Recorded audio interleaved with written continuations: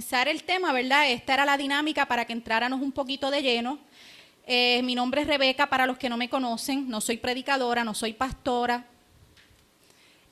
Asisto a esta iglesia para 8 años. Y hoy tengo la oportunidad de dar la palabra.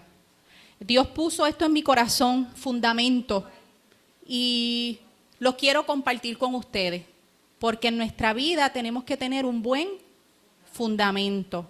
Y el versículo clave dice que no hay otro fundamento que el que está puesto, que es ¿quién? Jesucristo. Así que todo lo que vayamos a construir, nuestro fundamento debe ser Jesús. Amén. Así que voy a tener una pequeña oración para iniciar el culto de esta mañana. Padre Santo que estás en los cielos, te agradezco, Señor, por la oportunidad, Padre Santo. Yo te ruego, Señor, que yo no diga nada que empañe tu nombre, Señor. Que todo lo que yo hable sea para tu gloria, Señor, y para el beneficio de que nos fortalezcamos en la fe. Y que podamos salir de aquí gozosos y enseñarle a otros que hemos decidido que el fundamento seas tú. En el nombre tuyo, Jesús. Amén. Así que damos inicio. Mi fundamento es Jesús. Allí en aquella librita, en aquella silla hay Biblias. El que quiera tomar Biblia para buscar los versículos que vamos a estar estudiando, lo puede hacer. Y el versículo clave se encuentra en 1 Corintios 3:11. Y lo vuelvo y lo digo. Porque nadie puede poner otro fundamento que el que está puesto, el cual es Jesucristo.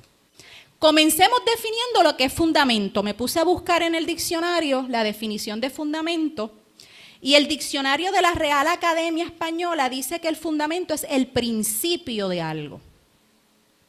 Es un cimiento sobre el que se apoya un edificio.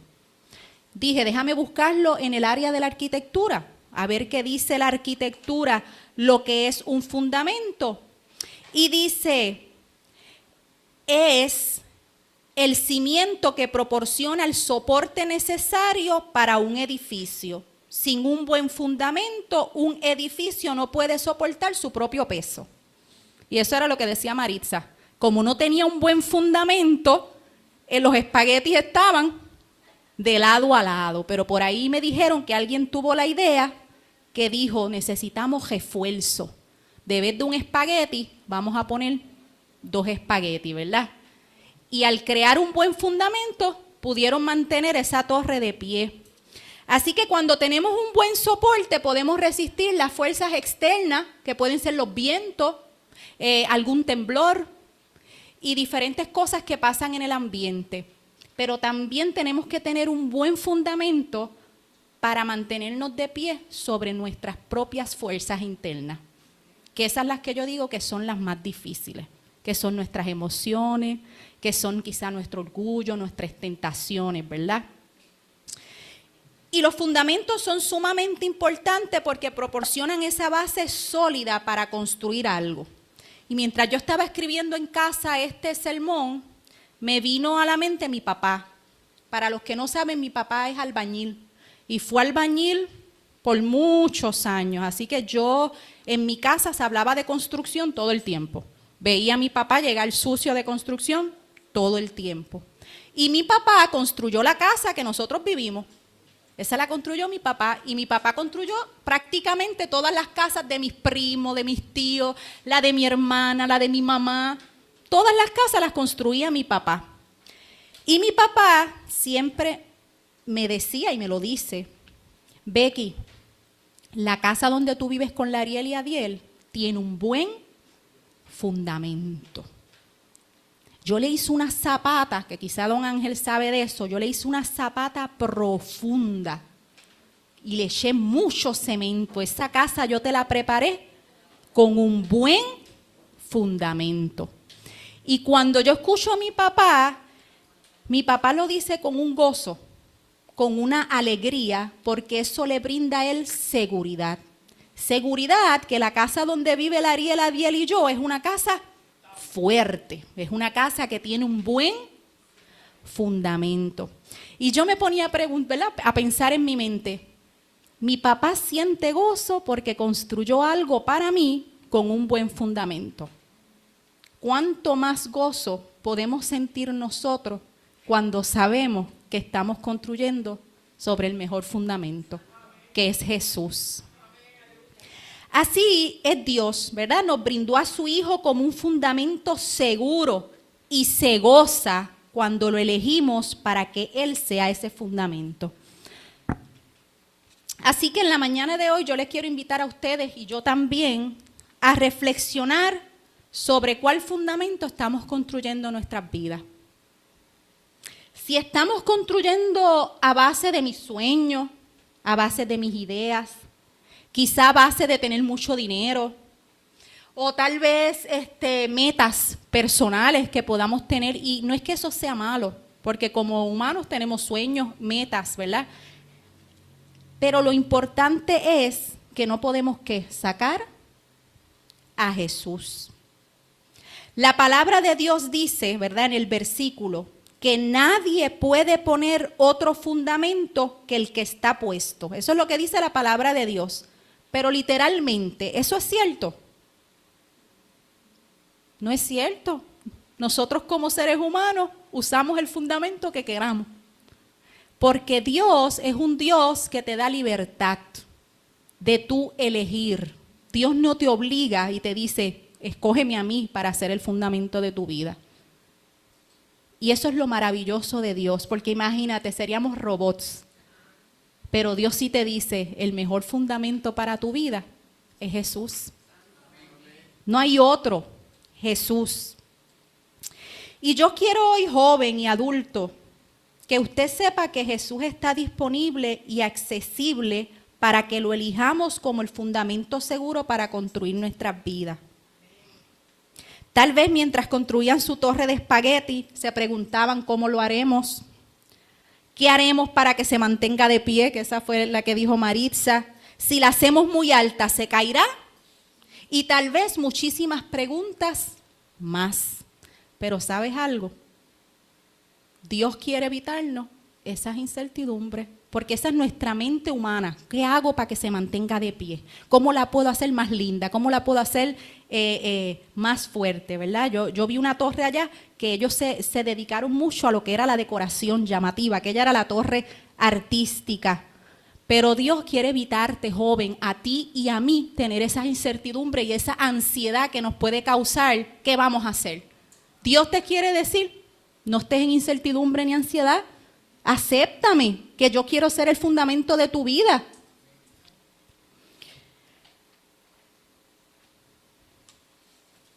Dios quiere que lo incluyamos en las construcciones que tengamos.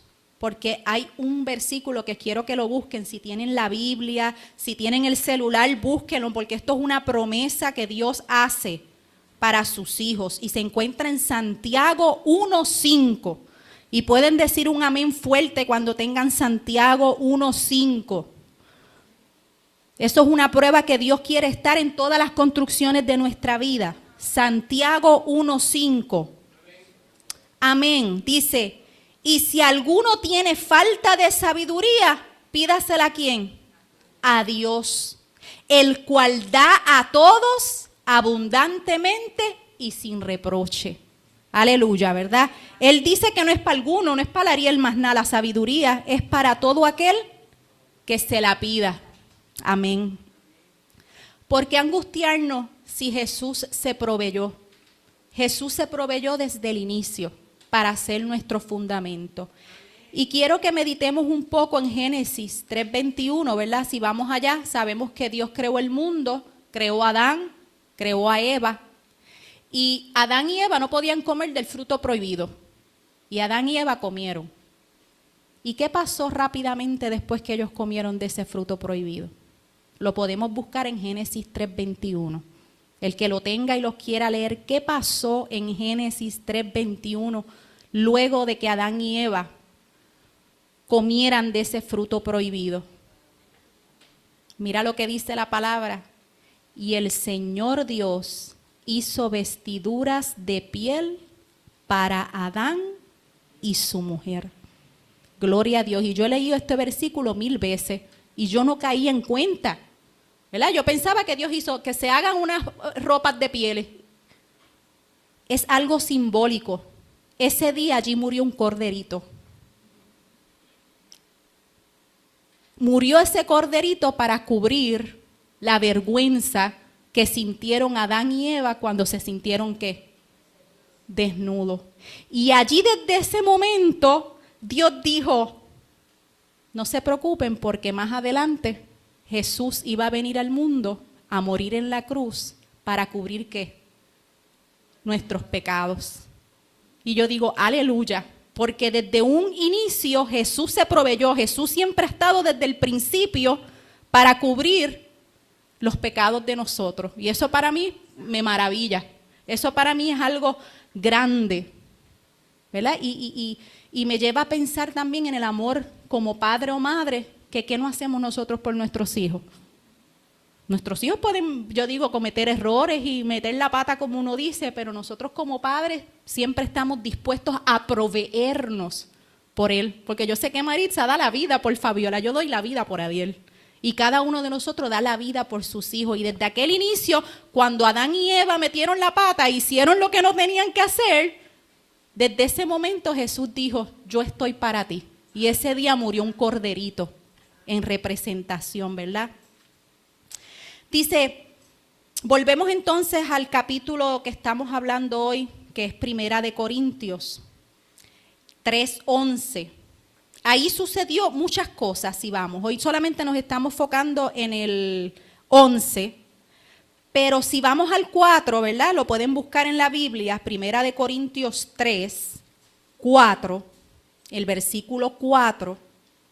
Esto es una carta que Pablo le está haciendo a la iglesia de Corintios. Y en ese versículo 4 sucede algo. Dice uno, yo ciertamente soy de Pablo. Y el otro dice, yo soy de Apolos. Y entonces había una lucha en esa iglesia. Habían celos, habían discusiones y había una división porque unos decían que eran de quién, de Apolo, y otros decían que eran de Pablo. Los feligreses de aquella iglesia habían perdido de perspectiva que nosotros no le pertenecemos ni a Apolo ni a Pablo. Nosotros le pertenecemos a Jesús. Y por eso habían discusiones y por eso habían luchas. Porque ambos habían perdido, ¿verdad? De que si estaban allí era porque Jesús lo había permitido. Y muchas veces, ¿verdad? Yo me atrevo a hablar, ¿verdad? Por los jóvenes, yo no sé si piensan así, me gustaría que al final, si tienen alguna notita de qué podemos hacer nosotros como iglesia para ayudar a los jóvenes a llevar el mensaje de Jesús, que nos lo digan. Pero a veces yo pienso que eso pasa hoy en día. Hay luchas entre las religiones. ¿Quién tiene la verdad? Otros dicen yo tengo la verdad. Unos dicen yo tengo el mejor líder, soy yo. Y perdemos de perspectiva que nosotros somos ¿qué? Seguidores de Jesús. Nuestra mirada debe estar siempre puesta en Él. En las iglesias debemos estar conscientes que el fundamento es Jesús y que nosotros solamente somos instrumentos de Él, porque Jesús es el que crea y el que edifica. Todos los que aceptamos a Cristo no podemos perder de vista que todo lo que hagamos en nuestra vida, Jesús tiene que estar en la ecuación. Con Jesús vamos a poder resistir las fuerzas internas que podrían ser el orgullo, el pobre manejo de emociones y las ansiedades. Pero cuando construimos sobre otras cosas, a veces el camino no se nos hace tan fácil. Con Jesús se nos va a hacer también difícil, ¿verdad? Y de eso sabe el Ariel y sabe Adiel. Que ustedes quizás aquí me ven lo más, ¿verdad? Perfecta, lo más sonriente, pero ellos dos que están en casa ven mis imperfecciones, ¿verdad? Porque esas son las personas que verdaderamente ven a cómo es uno, ¿verdad? Y en estos días yo estaba triste y Adiel me dice, tú eres muy fuerte contigo mismo, me dijo, porque tú quieres que todo sea perfecto. Y cuando las cosas no son perfectas, me da tristeza. Y la tristeza se apodera de mí. Y yo sé que eso no es de Dios, porque Dios quiere que estemos gozosos. Y Ariel me dijo otra cosa, me dijo, es verdad, como seres humanos edificamos la torre y a veces sentimos que esa torre está tambaleando. Pero Ariel dice, nosotros tenemos algo que cuando miramos al inicio de la torre, podemos decir, mi torre no está sobre cualquier fundamento. Mi torre está sobre el fundamento que es Jesús. Y tenemos que recordar, porque a veces yo pienso, yo digo, a Ariel le decía, ay, yo no me siento como que digna de pararme aquí a predicar sobre el fundamento, ¿verdad? Y Adiel me dijo, no te preocupes por eso. Deja ese pensamiento de que tienes que ser la más perfecta. Y a veces como jóvenes me pasaba mucho que yo pensaba que no era merecedora del amor de Dios porque no era perfecta. Y tenemos que quitarnos ese pensamiento, porque eso es pensamiento del enemigo para que nos sintamos ¿qué? Menos, para que digamos, no, yo no puedo hacer nada por Jesús, yo. Y todos nosotros, no importa qué, podemos ser utilizados por Jesús. Y es mi deseo, ¿verdad?, que ustedes como jóvenes, si nosotros en algún momento hemos sido obstáculos en su vida espiritual, que nos perdonen. Nosotros queremos ser reflejo del amor de Jesús y muchas veces no lo somos. Pero lo importante es que todos aquí estamos con el propósito de que todos amamos a Dios y que todos queremos buscar de Él. Y yo le doy la gloria a Dios por eso. Dice, cuando construimos nuestra vida poniendo a Jesús como fundamento, Él nos tiene otra promesa. Y esa promesa está en Romanos 8:37. Vamos a ver qué dice Romanos 8:37.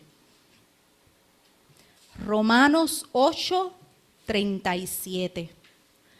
Dice, pero en todas estas cosas somos más que vencedores por medio de aquel que nos amó.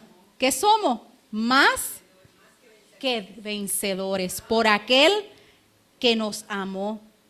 Cada cosa, por más insignificante que parezca, pongamos a Jesús. En cualquier cosa que vayamos a hacer, podamos reflejar a Jesús. Y para, ¿verdad?, terminar, yo quiero darle 2 características por qué Jesús es el mejor fundamento que nosotros podemos elegir en nuestra vida. Y el primero que yo puse, Jesús tiene muchas características, pero el primero que yo puse es que Jesús me salva. Y cuando yo fui a buscar en el diccionario qué significa salva, decía, me liberta del peligro. Y me liberta del peligro es sinónimo de seguridad. Que no importa cuán triste nos sintamos, cuán mal nos sintamos, Él nos ofrece ¿qué? Esa seguridad. Jesús me salva, me libra y me protege del peligro. Porque en Juan 8:12, esto es un versículo famoso, dice, yo soy la luz del mundo. El que me sigue no andará en tinieblas, sino que tendrá la luz de la vida. Él es la única fuente de luz espiritual. Y muchas veces sentimos que esa luz se nos apaga. Yo lo he sentido, que la luz se me apaga. Pero cuando acudimos a su presencia, rápidamente esa luz se vuelve ¿a qué? A encender. Por eso es importante tener a Jesús presente siempre. Lucas 19:10, vamos a ver quién lo quiere leer. Lucas 19:10. ¿Algún voluntario? Lucas 19:10.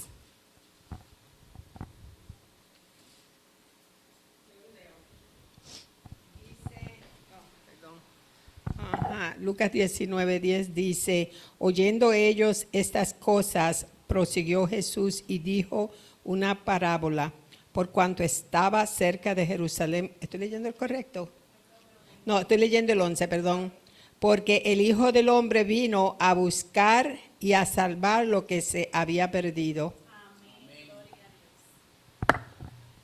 Y hace poco yo y la Ariel hemos visitado un ministerio que hay en Mayagüez, que el que tenga la oportunidad lo promociono porque lo hacen los sábados en la tarde. Y allí hay un pastor de apellido Alicea y yo aprendí algo con él. Desde pequeñitos siempre nos están diciendo, busca de Jesús, busca de Jesús, busca de Jesús. No sé si a ustedes les ha pasado. Tienes que buscar de Jesús, tienes que buscar de Jesús. Y no es que esté mal, pero yo aprendí con él que Jesús te está buscando todo el tiempo. Y en la Biblia hay un sinnúmero de historias donde Jesús busca al ser humano. Y una pequeña historia que se me vino a la mente es la de Zaqueo. Zaqueo era un hombre pequeñito, recaudador de impuestos, mentiroso, ladrón, pero un día Jesús iba pasando y Zaqueo le dio curiosidad. Y Zaqueo dijo, me voy a trepar en un árbol para verlo, porque como yo soy chiquitito no lo voy a poder ver. Y allí Zaqueo se trepó en el árbol y dice que cuando Jesús iba pasando, Jesús le dijo, date prisa que hoy me voy a quedar en tu casa. Así que Dios nos busca a todos, no hay excepción. Dios siempre nos está buscando. Juan 3:17, otra razón, ¿verdad?, de por qué Jesús es el mejor fundamento. Juan 3:17, ¿qué dice? Vamos a ver, algún voluntario. Juan 3:17.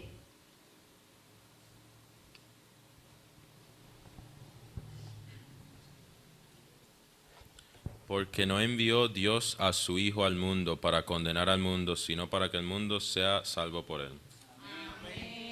Jesús no vino a condenar, Jesús no vino a señalar. Así que cada vez que yo como ser humano condeno o señalo a Dios, estoy siendo obstáculo para Jesús. Y tal vez pido perdón nuevamente, yo me he criado en el Evangelio y sé que en diferentes iglesias y a través de mi transcurrir en el Evangelio he visto cómo nosotros los cristianos señalamos y condenamos. Y quizá por eso las iglesias están vacías. Tenemos que enseñar más a Jesús y el amor de Jesús. Y ustedes jóvenes son el futuro de la iglesia. Si no hay jóvenes en la iglesia, la obra de Dios no puede seguir, porque nosotros vamos a morir y queda en ustedes. Y yo creo en el nombre de Jesús que ustedes pueden hacer la diferencia. Y si no vienen todos los días a la iglesia, podemos entender, pero allí donde estés, que la gente pueda ver que tú eres un joven diferente, porque Jesús es tu fundamento. Así que la primera razón de que Jesús es el mejor fundamento es porque me salva. Y dentro de esa salvación, Él no me juzga, Él no me condena, Él me da luz para que yo pueda brillar en las tinieblas. Y la razón número 2 es porque Él me ama. Y su amor no es como el humano, que aumenta y disminuye. Pregúntale a Ariel. Pregúntale a Ariel, ¿verdad? Cuando uno está triste, el amor como que disminuye un chispito, ¿verdad? No es que disminuye, ¿verdad? El amor siempre está en el corazón, pero con los actos y la manera de uno de ser, como que él se encoge, ¿verdad, André? Como que uno no puede demostrarlo igual, ¿verdad? Y uno tiene que batallar y decirle, Señor, ayúdame. Pero es difícil. Pregúntale a Ariel.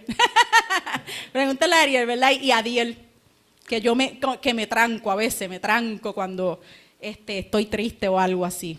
Así, pero el amor de Dios es inmutable, el amor de Dios no cambia, el amor de Dios siempre es el mismo. Y eso sí que es algo increíble, ¿verdad? Y dice en primera de Juan 3:1, dice, fíjense en qué gran amor nos ha dado el Padre que nos llame ¿qué? Hijos de Dios. Y lo somos. Y yo quiero que hoy usted se vaya de aquí diciendo, yo soy un hijo de Dios. Muchas veces, en algún momento yo sentí que si yo no hacía el bien, yo dejaba de ser hija de Dios. Yo pensaba que yo tenía que ser perfecta para ser hija de Dios. Pero no es así. Dice la palabra que todos somos hijos de Dios. Lo que pasa es que hay unos hijos que aceptan su amor, que son obedientes, y hay unos hijos que rechazan su amor y son desobedientes, ¿verdad? Y podemos pensar un poco en la historia del hijo pródigo. Este señor tenía 2 hijos. Tenía un hijo que dijo, dame la herencia ahora. Y se fue, la gastó en mujeres, hizo un montón de cosas. Y la Biblia dice que el papá lo desheredó, que no quiso saber de él. No. La Biblia dice que él lo esperaba. Yo me lo imagino a él sentadito así, mirando a ver si veía a su hijo regresar, y eso me emociona, porque él nunca dijo, tú te portaste mal, tú no vas a ser mi hijo. Él lo esperaba. Y cuando regresó ese hijo, dice la Biblia, que él le hizo una fiesta enorme. Y así es Dios. No se sienta culpable si hizo algo malo. Vaya a Jesús y allí con él, pídale perdón y trate de hacerlo mejor. Pida siempre la ayuda de Dios para ser mejor. Porque cuando nos sentimos culpables, ¿tú sabes lo que pasa?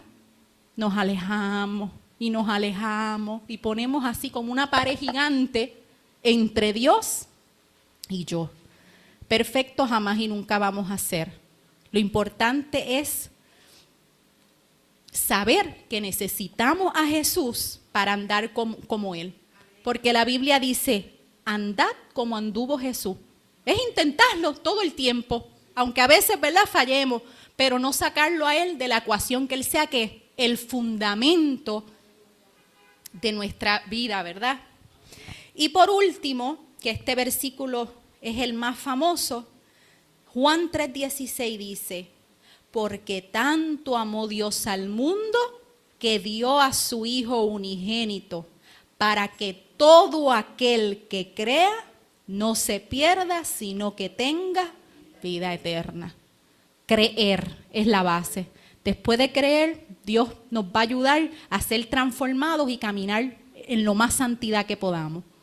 Pero no espere ser perfecto para venir a los pies de Jesús. Vengamos a Jesús así, imperfecto como somos. Así que, joven y adulto que está aquí, yo les invito a que dentro de nuestra imperfección no perdamos la mirada de Jesús, porque Él es el que nos va a ayudar a caminar en todas las dificultades de la vida. Yo quiero invitar a Maritza. Yo quiero que ella haga, ¿verdad?, un llamado especial y una oración especial por cada joven, porque todos ustedes le pertenecen a Cristo. Y si ahora se sienten un poquito alejados, yo sé que Cristo está en sus corazones. Déjenlo que Él trabaje, ¿verdad? Como dice allí, God at work. He's working. Él está trabajando en tu corazón. No le cierres la puerta, déjalo ahí que siga trabajando y que haga esa transformación completa. Porque todos ustedes tienen talento. Y, ¿verdad?, yo siempre me recuerdo Fabiola, que se paraba aquí, ella era la que me ayudaba a hacer las escuelas bíblicas y se aprendía todas las coreografías. Y esas son experiencias que ella ha tenido con Dios. Y cada uno de nosotros, yo sé que tiene sus experiencias. Porque como dice aquí, Dios nos llama ¿a qué? A todos. Eso significa que todos en algún momento de nuestra vida hemos tenido una experiencia con Jesús. Lo que pasa es que tenemos que abrir nuestros oídos y nuestro corazón y dejarlo que trabaje en nuestra vida. Amén.